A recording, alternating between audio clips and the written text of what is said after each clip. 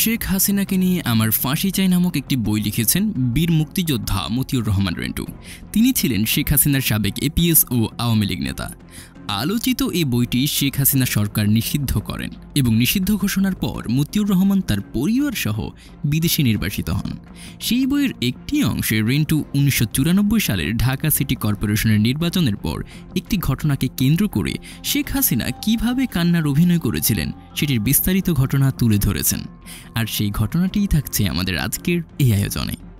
এই বইয়ের বাকি পর্বগুলো সহ রাজনৈতিক অঙ্গনের নানান ইতিহাস ও তথ্য পেতে আমাদের চ্যানেলটি সাবস্ক্রাইব করে বেল বাটনটি প্রেস করে রাখুন।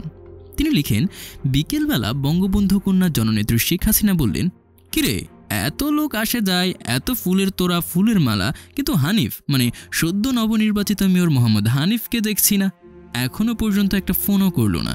ব্যাপারটা কি, ঠিক আছে তো, নাকি ভাই কেটে গেল? এই মেয়র হওয়ার লোভেই কিন্তু হানিফ স্বৈরাচারী জেনারেল এরশাদের জাতীয় পার্টিতে যোগ দিয়েছিল। এরশাদের কাছে চান্স না পেয়ে হানিফ মেয়র হওয়ার জন্য আবার আমার কাছে ফিরে এসেছে। আমি 1,37,00,000 টাকা খরচ করে হানিফকে মেয়র করেছি। তাড়াতাড়ি খোঁজ খবর নাও, ফোন করো এবং একজন হানিফের বাড়ি গিয়ে দেখো আসলে ব্যাপার কি। সদ্য নির্বাচিত মেয়র মোহাম্মদ হানিফের বাসায় ফোন করে বলা হলো, জননেত্রী বিরোধী দলীয় নেত্রী বঙ্গবন্ধু কন্যা শেখ হাসিনা হানিফ ভাইয়ের সঙ্গে কথা বলবেন। জবাবে মিসেস হানিফ বলেন তিনি অসুস্থ, এখন কথা বলতে পারবেন না। বললেন শীঘ্রই হানিফের বাসায় যাও, দেখো গিয়ে ঘটনা খারাপ। তখন সন্ধ্যা হয়ে এসেছে। মেয়র হানিফের বাড়ি ছুটে যাওয়া হলো। মেয়র হানিফ তখন 10-12 জন লোকের সঙ্গে বসে কথা বলছেন। সেখানেই শোনা গেল বিকেলে লালবাগে বিএনপির পরাজিত কমিশনার প্রার্থী আব্দুল আজিজ গুলি করে 7 জন লোককে হত্যা করেছে।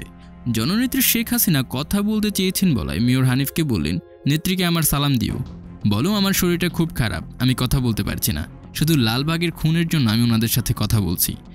মেয়র হানিফের বাসা থেকে সোজা মিন্টু রোডে এসে বঙ্গবন্ধু কন্যাকে লালবাগের বিএনপি কমিশনার প্রার্থী আজিজ কর্তৃক 7 জনকে খুন করার সংবাদ দিল।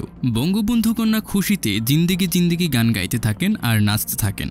পরদিন সকালে লালবাগে নিহত 7 জনের লাশ ঢাকা মেডিকেল কলেজ হাসপাতালের মর্গে দেখতে যাওয়ার আগে বঙ্গবন্ধু কন্যা হাসিনা বলতে থাকেন, আমার রুমালে একটু গ্লিসারিন মেখে দাও। ওই যে নায়িকারা অভিনয়ের সময় গ্লিসারিন দিয়ে চোখের পানি বের করে কান্নার অভিনয় করে, আমার রুমালে ওই রকমের গ্লিসারিন লাগিয়ে দাও, যাতে আমি লাশ দেখে রুমাল ধরতেই চোখে পানি এসে যায়। একজন বলল, গ্লিসারিনের দরকার নেই, শুধু চোখে রুমাল ধরে রাখবেন, তাতেই মনে হবে আপনি কাঁদছেন। আর আমরা ফটো সাংবাদিক ভাইদের বলে দেব ছবির নিচে আপনি কাঁদছেন বলে ক্যাপশন লাগিয়ে দিতে। হাসপাতালের মর্গে নিহত 7 জনের লাশ দেখে বঙ্গবন্ধু কন্যা শেখ হাসিনার চোখে রুমাল ধরলে সঙ্গে সঙ্গে সাংবাদিকগণ অসংখ্য ছবি তুলল। ছবি তোলা শেষে বঙ্গবন্ধু কন্যা গাড়িতে উঠলেন। গাড়ি চলতে শুরু করল। তখনও বঙ্গবন্ধু কন্যা শেখ হাসিনার চোখে রুমাল।